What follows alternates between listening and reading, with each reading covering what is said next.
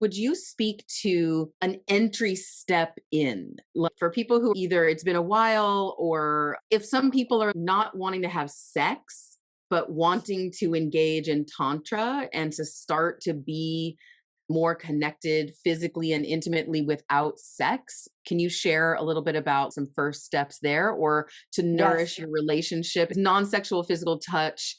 And then sexual physical touch that's not sex is a really healthy and important part of relationships. I would love to hear your thoughts. I love that. Intimacy is intimacy. You can do eye gazing. And there's a position that's called Yabyum, Yabym. You can see it in a lot of tantric art. And usually the male is sitting with their legs crossed, but you can do this in a chair or honor your body, what's comfortable. And then the female's on top and can put her legs around, and you can do it with penetration or without. You can do it nude or with clothes on, either way, even nude without penetration. First, sit there and take some deep breaths together. Synchronize your breaths. Just nice, long, so deep breaths. Then looking into their eye, and if you look into their left eye, that's the receptive eye, the feminine side, and just with a soft gaze, you're not staring them down. Just a soft gaze, even looking out, a diffuse gaze around the room. Then making eye contact with them. What's really great, you can use touch and ask them. I think it's Betty Dotson, the 3-minute game. How would you like me to touch you for 3 minutes? Do that, and what sensation show, and then take turns. And how would you like to be touched? And take turns with that.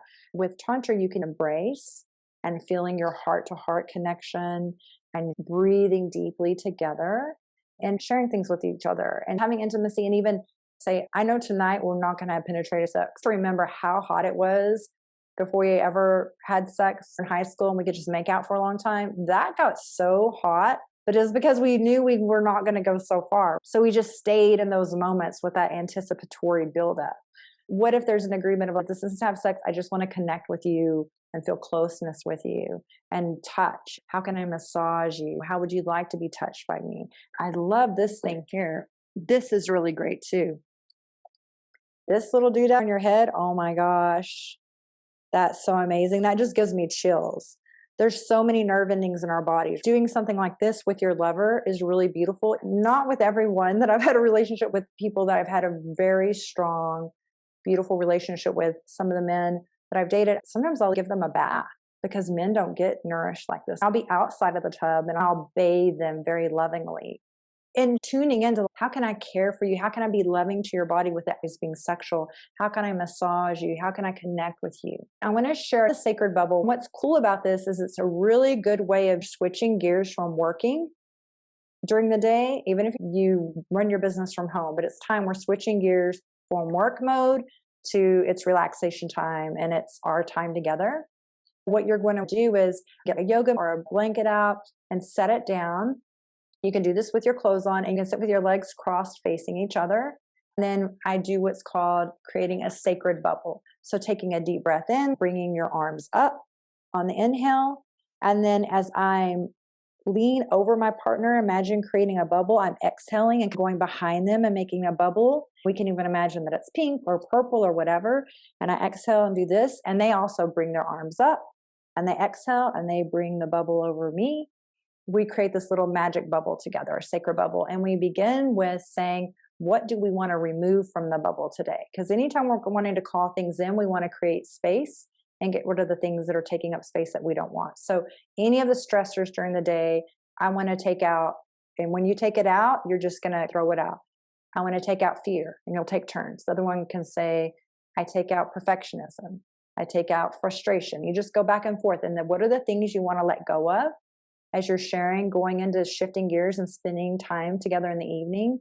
And then what are you wanting to call in? You can say, I want to bring in love, play, joy, connection, and bring those things in. Then you can ask your lover a question. What would you like to experience more of with me? Or what do you feel makes you a great lover? What would you like us to do together? What is something that you're dreaming of? What is your next big vision you have and what you're wanting to bring into the space to share? Whenever you're done, snap your fingers and pop the bubble and you go into the evening. This is a reset. You can bring this to the bedroom and do it without clothes on. Be like, what do we want to bring into this space? What is something you would like to experience?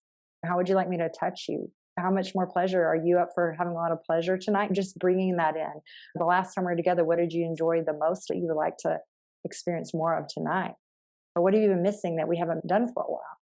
And just receive one another and have that connection.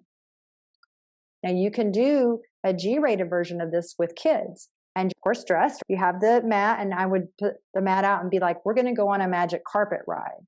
And you can ask your child to do the thing of bringing in, and you're going to be able to connect with them. If they had stressors at school during the day or something, they have a space to drop in where we have time for them for a moment and let those things out and bring in what they want to experience with you. So this is really great.